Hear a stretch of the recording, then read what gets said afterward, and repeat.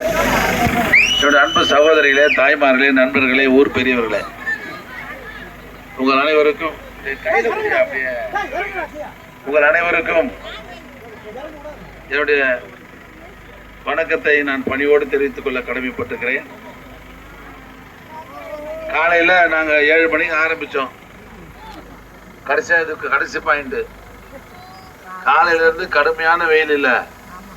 இந்த வாக்கு சேகரிக்கிற நிகழ்ச்சியில் மிகச்சிறப்பாக பங்கேற்றிருக்கிற இந்திய கூட்டணியினுடைய ஒட்டுமொத்த நிர்வாகிகள், அந்தந்த இயக்கங்களை சார்ந்த நிர்வாகிகளுக்கு மாவட்ட திராவிட முன்னேற்ற கழகத்தின் சார்பில் என்னுடைய நன்றியை, வாழ்த்துக்களை நான் தெரிவித்துக் கொள்கிறேன்.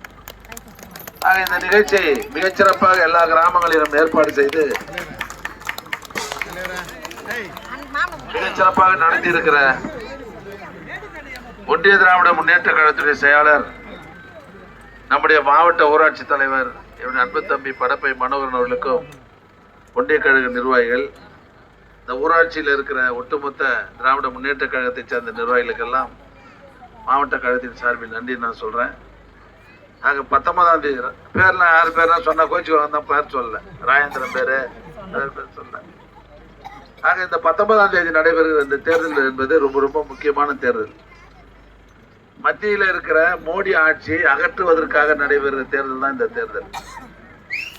மோடி ஆட்சியை அகற்றணும்னு கேட்டால் அவர் இதுவரையும் ஒன்று கூட சொன்னதை செய்தது கிடையாது. அதனால தான் அந்த ஆட்சி அகற்றணும். என்ன சொன்னாருன்னா, நான் ஆட்சிக்கு வந்தால் 5 லட்சம் போடுறேன்னாரு. எல்லாம் உங்களுக்கு தெரிஞ்ச கதை தான், ஞாபகப்படுத்த தான் நாங்கள் வந்துருக்கோம். 5 லட்சம் ரூபாய் போடுறேன்னாரு. வெளிநாட்டில் கருப்பு பணம் இருக்குது, நான் பிரதமராக வந்துட்டேன்னா அந்தந்த நாடுகளுக்கு போய் அங்கே இருந்து மொத்தத்தையும் பீராஞ்சி எடுத்துன்னு வந்து ஒவ்வொரு ஆளுக்கு 5 லட்சம் ரூபாய் போடுறேன்னாரு. நம்ம ஆளுங்க அதை நம்பி பேங்க் அக்கௌண்ட்லாம் கூட ஓப்பன் பண்ணி வச்சாங்க. எப்படியும் பேங்க் அக்கௌண்ட்டுக்கு வந்துடும் 5 லட்சம். அக்கௌண்ட் ஓப்பன் பண்ணது தான் வேஸ்ட்டு. ஆனால் இது வரையும் 10 வருஷத்தில் 10 பைசா கூட போடாத ஒரு பிரதமர் தான் நம்ம மோடி என்பதை நீங்களாம் மறந்துடக்கூடாது. ஒரு வருஷத்துக்கு 2 கோடி பேருக்கு வேலை தருவனாரு. 10 வருஷம் ஆச்சு, 20 கோடி பேருக்கு வேலை தந்துடணும். ஒரு ஆளு கூட வேலை தரல. 500 ரூபாய் 1000 ரூபாய் நோட்டு திடீர்னு செல்லாதுன்னாரு. நம்ம பணத்தையே ஒரு நாளைக்கு 3000 ரூபாய்க்கு மேலே மாற்றக்கூடாதுன்னு சொல்லி அவங்க 2 லட்சம் 3 லட்சம் வச்சுருந்தாங்க பாருங்க.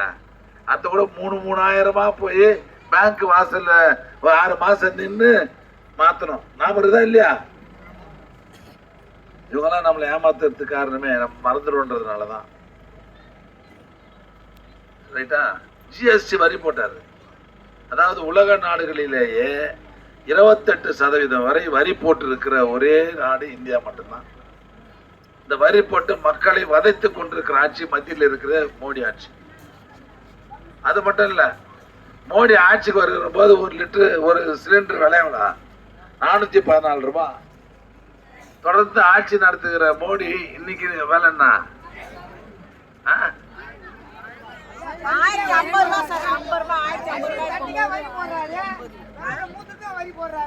நீ கொஞ்சம் கம்னரு. எவ்வளோமா கேஸ்? 1100 ரூபாய்.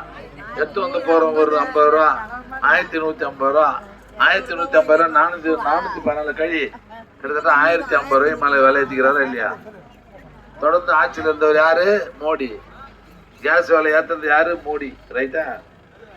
நாம தலைவர் வந்து தொடர்ந்து கேஸ் எல்லாம் உயர்த்தாத, ஏழைங்களை வதைக்காதன்னு சொல்றாரு. இந்த வரையும் கேட்கல. ஆனா திடீர்னு ஒரு 5 நாளைக்கு முன்ன டப்புன்னு 100 ரூபாய் குறைச்சாரு. எதுக்கு குறைச்சாரு? நம்ம கேட்டோமா குறைக்க சொல்லி? ஏற்கனவே கேட்டோம் குறைக்க சொல்லி. அப்பெல்லாம் குறைக்காதவரு, யாரும் கேட்காதையே இப்ப 5 நாளைக்கு முன்ன திடீர்னு 100 ரூபாய் குறைச்சதுக்கு என்ன காரணம்? தேர்தல் வருது, தமிழ்நாட்டு மக்களை ஏமாத்தி ஓட்டு போட்டுடுவாங்க, அதனால 100 ரூபாய் குறைச்சாரு. நீங்க ரொம்ப புத்திசாலி, எங்களுக்கு தெரியும். இன்னும் கூட 200 ரூபாய் குறைச்சவரு அவனு இருந்தாலும் ஓட்டு போட மாட்டேங்குன்னு தெரியும் எங்களுக்கு. கொஞ்சம் அமைதியா இருங்க. நாங்க எவ்வளவு கஷ்டப்பட்டு பேசிக்கலாம். காயில இருந்து பேசிக்கிறேன் நானு. சில செய்தி சொல்றதுக்கு நீங்களே பேசியிருந்தா எப்படி அது? ரைட்டு. இது மேல இருக்கிற ஆட்சி.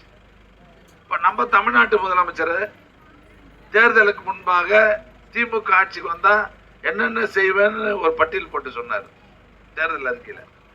அந்த திட்டங்களில 90% மேல நிறைவேற்றி இன்னைக்கு நாட்டு மக்களின் பேரன்பை பெற்றிருக்கிற ஒரே தலைவர், ஒரே முதல்வர் நம்முடைய தலைவர் தளபதி மட்டும்தான். 1000 ரூபாய் கொடுக்குறாரு பெண்களுக்கு, வந்தவொடனே கொடுத்துருப்பாரு. கடந்த 10 வருஷத்துல அதிமுக கஜானாவை காலி ஆகி போயிட்டதுனால ஆரம்பத்தில் வந்தவொடனே கொடுக்க முடியல. போன செப்டம்பர் மாதம் 15ஆம் தேதி அண்ணா பிறந்தநாள் அன்று காஞ்சிபுரத்துக்கு வந்து அந்த திட்டத்தை தொடங்கி வச்சாரு. இன்னைக்கு தமிழ்நாடு முழுவதும் 1,16,00,000 குடும்பங்களுக்கு 1000 ரூபாய் தருகிற ஆட்சி இந்தியாவிலேயே தமிழ்நாட்டில் இருக்கிற தளபதி ஆட்சி மட்டும்தான். இதுல கூட நம்ம ஊர்ல 1-2 விட்டு போயிருது. உண்டா இல்லையா? கம்பெனிக்கு சொல்லவே மாட்டீங்களா நீங்க? நம்ம ராஜேந்திரன் எல்லாம் லிஸ்ட் எடுத்து கொடுத்துட்டாங்க. 1.5 மாசத்துக்கு முன்னே தேர்தலுக்கு போனா நிச்சயமா கேட்பாங்க. அவங்களுக்கு நம்ம பதில் சொல்லணும். ராஜேந்திரா, நீ மொத்த லிஸ்ட் எடுத்து கொடுன்னு சொல்லிட்டேன். ராஜேந்திரன் மட்டும் இல்ல, எல்லா ஊராட்சி நம்ம மாவட்டத்துல எந்தெந்த ஊராட்சியில எவ்வளவு பேர் விட்டு போயிருக்கு லிஸ்ட் எடுத்துட்டோம். 28,000 பேர் விட்டு போயிடுது நம்ம மாவட்டத்துல. தமிழ்நாடு முழுவதும் 12 லட்சம் பேர் விட்டு போயிருக்குது. 1,16,00,000 பேர் கொடுக்க தெரிஞ்ச நம்முடைய முதல்வருக்கு இந்த விட்டு போன 12 லட்சம் பேர் கொடுக்க மாட்டோமா? தேர்தலுக்கு பிறகு இந்த ஊராட்சியில யார் யாருக்கெல்லாம் அந்த பணம் வரலையோ அந்த ஏழைகளுக்கு நிச்சயமாக அந்த பணத்தை நாங்கள் பெற்று தருவோம் என்ற வாக்குறுதியை இந்த நேரத்தில் நான் தெரிவித்துக் கொள்ள கடமைப்பட்டேன். திமுக காரன் சொன்னா செய்வான், மற்றவெல்லாம் தேர்தல் நேரத்துக்கு போய் சொல்லிட்டு போயிடும், அதுக்கப்புறம் ஆள் வர மாட்டான். நாங்க இன்னைக்குமே உங்களோட இருக்கக்கூடியவங்க. நாளைக்கு வந்தா என்ன கேட்பீங்க? ராஜேந்திரன் பிடிச்சிக்குவார், என்ன நீ பெரிய மனுஷன் மாதிரி சொல்லிட்டு வந்துட்ட, நாங்க ஊர்ல இருக்க முடியலன்னு கேட்பாரு, என்ன வந்து பிடிப்பாரு. அதனால நாங்க சொன்னா செய்வோம். தலைவர்கிட்ட சொல்லி அந்த விடுபட்ட குடும்பங்களுக்கு அந்த பணத்தை கொண்டு வந்து சேர்ப்போம். அது மாதிரி பேருந்துல இலவச கட்டணம் இல்லாமல் பேருந்துல பயணம் பண்றீங்க இல்லையா? இப்ப இங்க இருந்து தாம்பரத்துக்கு ஒரு அம்மா இங்க இருந்து வேலைக்கு போறாங்கன்னு வச்சுக்கோங்க, எவ்வளவு பஸ் சார்ஜ்? இங்க இருந்து 25 ரூபாப்பா. ஏமா புழுவுறீங்க? 25 ரூபான்னு வச்சுக்கோ. போறதுக்கு 25, வரதுக்கு 25, 50 ரூபா. இங்க இருந்து ஒரு அம்மா தாம்பரத்துக்கு வேலை போனாங்கன்னா ஒரு நாளைக்கு 50 ரூபா, ஒரு மாதத்துக்கு எவ்வளோ ஆச்சு? 1500 ரூபாய். அந்த 1500 ரூபாய் அந்த அம்மாவுக்கு மிச்சம் வந்தா அந்த குடும்பம் மேல வருமா வராதா? அதுக்காக கொண்டு வரப்பட்ட திட்டம் தான் இந்த திட்டம். நீ தமிழ்நாடு முழுவதும் 55 லட்சம் பெண்கள் கட்டணம் இல்லாமல் பேருந்தில் பயணம் செய்கிற ஆட்சியை நம்முடைய தலைவர் நடத்தி கொண்டிருக்கிறார். அதே போல இந்த 1000 ரூபாய் கொடுக்குறோம். 6ஆம் வகுப்பு படிக்கிற அரசு பள்ளியில 6ஆம் வகுப்புல இருந்து 12ஆம் வகுப்பு படிக்கிற பெண்கள் மேல் படிப்பு காலேஜ் எல்லாம் போனாங்கன்னா 1000 ரூபாய் கொடுக்குறோம். எது கொடுக்குறோம்? இப்போ நம்ம குடும்பங்கள்ல என்ன பண்ணுவோம்? காலேஜில் எடுத்து போய் சேர்த்துருவோம், நம்ம புள்ள படிக்கணும்ட்டு. வறுமை வந்துடும் திடீர்னு. எடுத்துமே ஆரம்பத்தில் பணம் இருக்கும், சேர்த்துருவோம். ஒரு வருஷம் 1.5 வருஷத்துக்கு அப்புறம் கொஞ்சம் வறுமை வந்துடும், ஃபீஸ் கட்ட முடியாது. அப்போ ஒரு சலிப்பு வந்துடும். எதுக்குடா தண்டுதுன்னா இந்த பொம்பளை ஆம்பளை அந்த விட பரவாயில்ல, பொம்பளை பசங்களை எதுக்கு படிக்க இருக்குது, கல்யாணம் கட்டி கொடுத்துடலாம், நிறுத்திடலான்ற ஒரு எண்ணம் வந்துடும். இந்த 1000 ரூபாய் தலைவர் கொடுக்குறாருல மாசம், இந்த 1000 ரூபாய் அவங்களுக்கு கொடுக்கும்போது காலேஜை விட்டு நிறுத்தினா இந்த பணம் வராத போயிடும். அதுக்காக நம்ம படிக்க வைக்கலான்ற எண்ணம் பெற்றவங்களுக்கு வருமா வராதா? அப்ப ஆட்டோமேட்டிக்கா நம்ம பெண்கள் படிச்சிடறாங்களா இல்லையா? ரைட்டா? அது மாதிரி நம்ம தமிழ்நாட்டில் இருக்கிற பெண்கள் எல்லாம் படிக்கணுன்ற எண்ணத்துலதான் இந்த திட்டத்தை கொண்டு வந்திருக்கு. அது மாதிரி காலை உணவு திட்டம். நம்ம கிராமங்கள்ல சாப்பாடு கூட போடாத குழந்தைங்களை ஸ்கூலுக்கு அனுப்பிச்சிடுவோம் இல்லையா? நிறைய குடும்பங்கள்ல அது படிக்குமா? இல்லை டீச்சர் சொல்றதுதான் மண்டியில் ஏறுமா? ஏறாது. அப்ப எதிர்காலத்தில் அந்த குழந்தை என்ன ஆகும்? திறமையான ஆளா இருக்காது. ஆக இப்பேற்பட்ட நிலையை உணர்ந்த நம்முடைய தலைவர் அவரு தமிழ்நாடு முழுவதும் 17 லட்சம் குழந்தை இருக்கிறாங்க தொடக்க பள்ளியில. 500 கோடி ரூபாய் மதிப்புல இன்றைக்கு அவ்வளவு குழந்தைகளுக்கும் காலை சிற்றுண்டி தருகிற அற்புதமான திட்டத்தை இந்தியாவிலேயே நம்ம தமிழ்நாட்டில் தான் பிரமாதமா அதை நடைமுறைப்படுத்தி வருகிறார். ஆக இப்பேற்பட்ட நல்ல காரியங்களை நல்ல திட்டங்களை செய்கிற நம்முடைய முதல்வருக்கு ஒரு அங்கீகாரத்தை ஏற்படுத்தி தரணும்னா, அவருக்கு ஒரு பெரிய பெருமையை ஏற்படுத்தி தரணும்னு சொன்னா 19ஆம் தேதி நடைபெறுகிற அந்த நாடாளுமன்ற தேர்தலில் நம்முடைய வெற்றி வேட்பாளர் அண்ணன் TR பால் அவர்களுக்கு உதயசூரியன் சின்னத்தில் நீங்கள்லாம் வாக்களித்து மிகப்பெரிய வெற்றி ஈட்டி தர வேண்டும் என்று உங்களை எல்லாம் அன்போடு கேட்டுக்கொண்டு, இது கடைசி இந்த கூட்டத்தொடர் இதோடு முடிஞ்சு போது. ஆக வருகை தந்திருக்கிற நிர்வாகிகள் நாளையிலிருந்து அந்தந்த ஊர்லேயே தான் இருக்கணும்.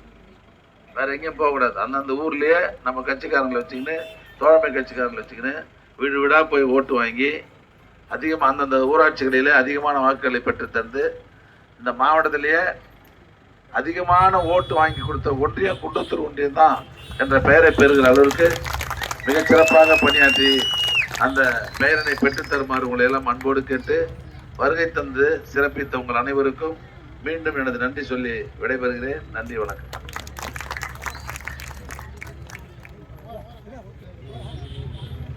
இன்று காலையில் துவங்கிய இந்த பிரச்சார பயணத்தில்